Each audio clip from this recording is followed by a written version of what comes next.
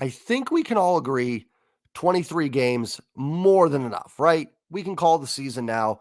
I think it's fine. We've seen enough. We know the teams that are bad. We know the teams that are good. 23 games is plenty long for a season. It's 6 games more than football plays. Let's call the season. Mariners are in the playoffs. Let's go. What is up? What is going on, everybody? Welcome back and welcome into the Mariners post-game recap. The Mariners defeat the Texas Rangers tonight 4-0. They get over 500 for the first, no, actually not the first time this year. They were 2-1, but they get back over 500 and they leapfrog the Rangers to take over sole possession of first place in the American League West. And I am going to break it all down for you guys. Before I do me a favor, and you guys have been awesome. I truly appreciate it, but keep hitting that like button. It helps out the videos a lot. And if you're new here, do not be afraid to hit subscribe. I still get about 30% of the watch hours on these videos are from people that are not subbed. So if you're just kind of lurking, hit the sub button. It does help me out tremendously. And I've got some pretty cool news coming up. If you guys know Mariners Sir on Twitter, Trident's Up is his name there. I'll put the link to his Twitter account in the description down below. We are going to be teaming up on this channel every Sunday to bring you a Mariners weekly kind of roundup recap of the week. He will also be joining me for my monthly recaps where we go through and really break down the team. He is a tremendous follow on Twitter. Highly recommend it. He's got all the data, great insights to the team, very like-minded like me. We're both optimistic about this team, and I am super excited to be having him on board. That will be starting Sunday with our first show. Like I said, I'll link his Twitter info down there. If you're not following him on Twitter, 100% you need to be doing it because he is a great follow. And like I said, super excited to have him on board. Also, don't be afraid to use that promo code on SeatGeek. JS Trident's going to save you $20 off your next purchase, whether you're going to T-Mobile to watch the Mariners, maybe you're heading to NBA playoffs in a city or hockey playoffs somewhere. Doesn't matter. Events, concerts, everything. SeatGeek's got it all. Use promo code JS Trident and save yourself $20 off your next purchase. All right, let's go ahead and get into this game. Tons of positives to talk about for the Mariners. And the first one is Mariners are in first place. You know, despite some of the frustrations early, which I was with you guys on, it was very frustrating watching this team the first couple weeks. Despite some of the hiccups, they're in first place. If the season ended tomorrow, which it does not, Mariners would be going to the postseason. Listen, that long way to go in the season. Well, you know, a little first place stint in late April doesn't mean a whole lot, but it's certainly better than not being in first place, right? I mean, that's the alternative that you could deal with. So really good to see. This team is playing really good baseball right now. They're swinging the bats well. Would have been nice. They had a couple opportunities to add on some runs that they couldn't do. Against a dangerous Texas lineup, would have been nice to get that 5th or 6th run across, but it ended up not mattering. The pitching has just been phenomenal. I mean, we knew that, right? Like, we knew this team would be carried on the backs of its starting pitching. And they're winning games the way they were built to win. Great starting pitching. And then the offense that can draw some walks, get some hits, hit a few home runs. No one's calling this offense the 27 Yankees, but it's a more than capable offense. It has top 10 potential, and it's shown it the last couple of weeks. It looks like a good offense. It's starting to play well. Guys are starting to bounce back, get back to their kind of career norms, the back of the baseball card, if you will. And the pitching just continues to be absolutely outstanding. How about the bullpen as well? You know, and that's the thing. They've got reinforcements. You've got Brian Wu coming back here probably in a week or two. You should have Brash back maybe in a couple weeks. Santos maybe a few weeks as well. Hopefully. I'll be honest, I haven't heard much updates on Santos. I mean, and listen, bullpen can only be as good as the offense and starting pitching allows it to be, you know, to set them up for leads. But I mean, this team's only going to get better. You know, there is legit potential. I do believe this team can win the division. I predicted it. I thought this team would win. And like I said, it wasn't something where I'm like, oh, they're going to cruise. It's going to be hard. Texas is really good. The Astros are going to start playing better. You know, the Angels can get you when Trout's on.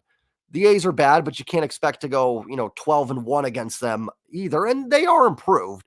They're still bad, but they're better than they were last year. It's going to be a dogfight. It is going to take a lot for this team to win the division, but I absolutely believe they can. You know, we saw it today. They took care of business in Texas. They looked like the better team. It's game 1 against Texas of 12 or 13 games. I'm not coming on here to say like, oh, see, they're better. Not what I'm doing. But they didn't look overmatched. And that was a stadium that they did not win a baseball game in last year. 0-6. They go there for their first game this year in 2024, and they get the W. So I talked about how this has a chance to maybe be a bit of a statement series for the Mariners in April. And now they're one win away. If they can just get a good Bryce Miller or Luis Castillo start in there, Mariners will have themselves a series win in Texas and leave Texas in first place. Also, nice to win the first game of a really tough 9-game stretch where the Mariners will be in Texas for 3, home against the defending NL champs after playing the defending World Series champs as the D-backs come into town. And then not only do you have the 2 last World Series teams, you have probably the best team in baseball in the Atlanta Braves coming in after that. So the Mariners can get out of that 5-4. Sign me up. Honestly, 4-5 probably wouldn't even be the worst thing in the world.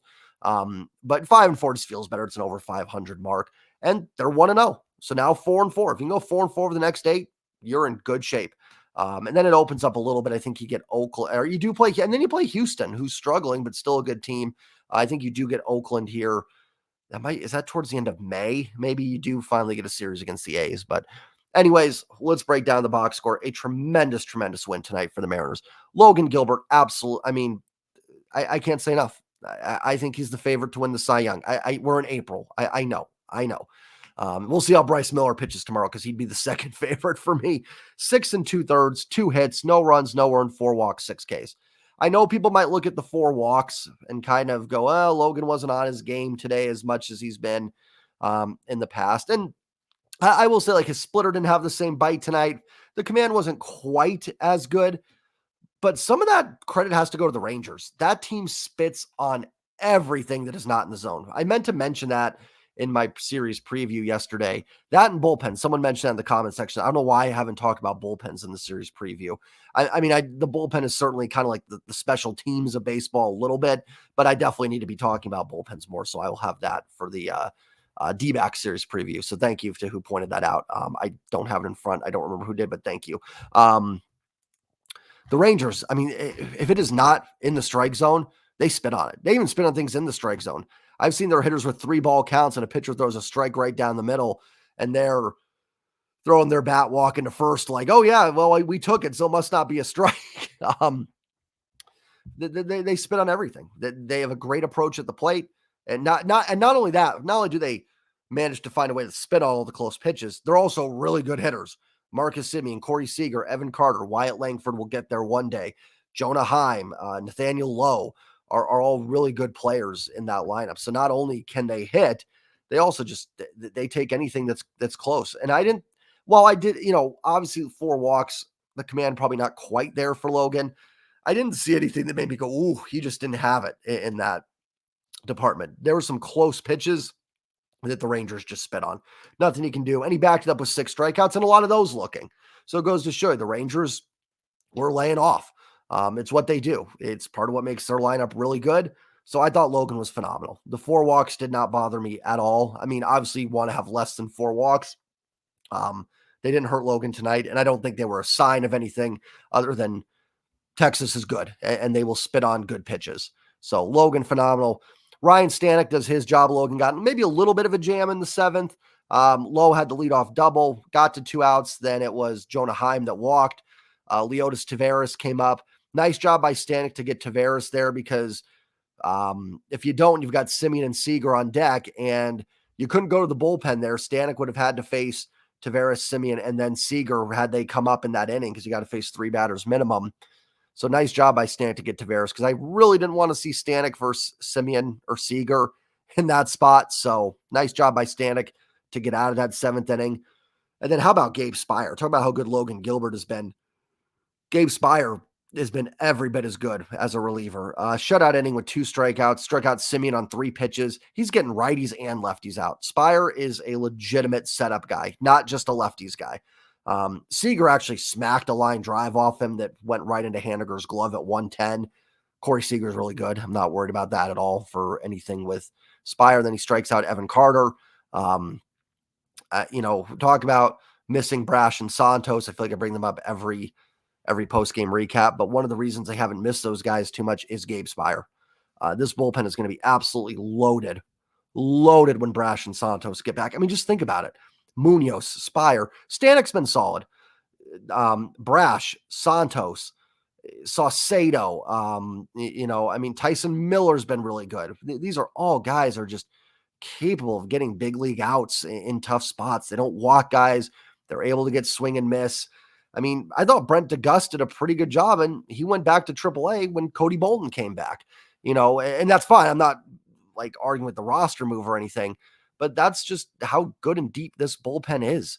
We've seen Sauce get a save during this. I think I mentioned Saucedo before, but he's capable of getting the job done at the back end. So I cannot wait for this bullpen to be fully healthy. There's not enough great options that they have.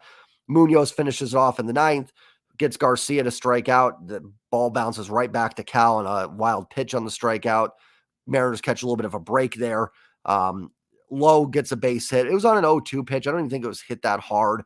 Not trying to make excuses for Munoz on every hit that he gives up, but it was an 0-2 pitch that just was not hit very hard, just got through the hole. If that's a foot to the left and there's a runner on, it's an easy double play ball. And then he gets Josh Smith to ground into the double play to finish it off. Nice ninth inning there by Andres Munoz to finish it out and give the Mariners the 4-0 win. Pitching was phenomenal. To go on the road in that stadium against that lineup, and not only is that a great lineup, it's a lineup that's getting healthy. Corey Seager's been back. Lowe is back. They got Jonah Heim back tonight. I know Langford's off to a bit of a slow start, but they've gotten healthy. That is a absolutely loaded lineup. So a shutout against them is not the same as a shutout against the Rockies. I'll just put it that way. Let's look at the lineup today. JP 1 for 3 with a double and a walk. JP quietly the last week is actually swinging the bat much better. Still drawing his walks. He's getting some hits. Overall, is JP where we want him to be? No. But I think over the last week, his WRC plus has been like 130 or something. Now, listen, I can't dismiss bad sample sizes and look at good small sample sizes and look at good ones and go, oh, see, JP's fine. Overall, we still need JP to get a little bit better. But he is quietly, and I think it's been quiet because of how good Cal Raleigh's been doing. Polanco's drawing his walks. Julio's heating up. So we haven't quite seen the, it hasn't been quite as obvious, but JP has been playing a lot better. Julio checks in with the first home run of the year. Julio goes 1 for 3 with 2 RBIs and a walk as well. I've talked about in the past how guys like Julio are going to draw their walks. Not so much that they have great plate discipline, but in the same way, a guy like Vlad Guerrero drew his walks. I think Julio walked more than Vlad, but you just get to the point pitchers are so afraid to pitch to you that they walk you. That was what happened with Dane Dunning in his second at-bat against Julio, or third at-bat, that he walked Julio. He just threw him all sliders, hoped he'd chase, and he didn't. Gave him the free pass. That's how those guys are going to get those on-base skills, along with the hits and everything as well. But that's how guys like Julio, especially, that, I don't think they're known for their batting eye, but pitchers aren't going to throw them strikes. Anyways, I'm talking about the walk when we should be talking about the mammoth home run that Julio hit. It was 111 off the bat, exit velo, crushed to left field off Dane Dunning. Julio checks in with his first home run of the year. We knew it was going to come, right? The power is going to happen for Julio. He's too good of a hitter to not be hitting, 20 to 25 home runs minimum a year. And I think they're going to come in bunches. I would be shocked if Julio hits another home run or two in this series, to be perfectly honest. That's not a knock on Texas or anything. It's just they come in bunches, and Julio is kind of a streaky hitter at times. So I would not be shocked at all if we see, by the end of this 9-game stretch that I'm talking about, that Julio's at 3 home runs or 4, something like that here. It's going to come in bunches, and really good to see. He's felt close the last few games. He's hit some fly balls that have looked really good off the bat. He's starting to elevate the ball a little bit more. So good to see from Julio. The big dumper, 2 for 4, base hit and a 2-run home run in the first inning, got the team going. JP starts out, swing to the first pitch, gets the double. And then Cal, after Julio grounds out, Cal goes deep for the 2-run home run, his 6th already of the year. I mean, not only has Cal Raleigh been the best hitter on the Mariners this year, Cal's putting up MVP type numbers, 880 OPS from the catcher spot. I mean, come on, that's, who was it? Like Fox Sports that said that didn't have Cal Raleigh inside the top 10 catchers in baseball. I usually don't pay attention to those lists. Those are all clickbaity type things. But Cal is definitely a top 10 catcher in baseball. And I mean, again, off to, an MVP start. And, again, I talked about it yesterday or 2 days ago, like the slow starts are frustrating, but, it's such a small sample. All of a sudden Cal goes from like, ooh, when's Cal going to get going, to best hitter on the Mariners very quickly, putting up MVP type numbers. So Cal stays hot. Mitch Haniger slumping a little bit, 0 for 4 ground, and then that double play with the bases loaded. Did have a nice at bat in the 8th, or was it the 9th? I think it was in the 8th. just missed a home run off Jose Leclerc, probably another foot, and that would have been gone. That would have been nice for Mitch to get. He's in a little bit of a slump. With Luke Raley playing a little bit better, not that Raley's crushing it necessarily either. I wouldn't mind another Haniger day off. Let Raley and Clase play in the outfield. Again, it's not like a benching or anything. I think Mitch is fine. He's still got some of the better numbers overall on the team, but keep him healthy. Give him a day off, I think is important. So, and like I said, Raley's swinging the bat better. Clase's done a pretty nice job. So I wouldn't be against Haniger getting another day off. Although Garver, the other Mitch isn't doing much better either, so it's hard to. Or you let Haniger DH. I don't know. Whatever you want to do there. But Mitch in a little bit of a mini slump. Going to happen. I think he'll pull out of it. Jorge Polanco 0 for 2, but does walk twice. The bat's cooled off a little bit. He's really driving the ball well. Haven't seen a lot of solid contact in the last week or so from Polanco, or maybe last series. 3-4 games. I don't know what it's been, but still drawing the walks. And listen, like 4 at-bats, got on base, half of them. Take that anytime. It's why that plate discipline is so important. You don't have to be hitting the ball hard to still have an impact. Polanco's still finding a way to get on base twice with a 169 average, still has a 612 OPS.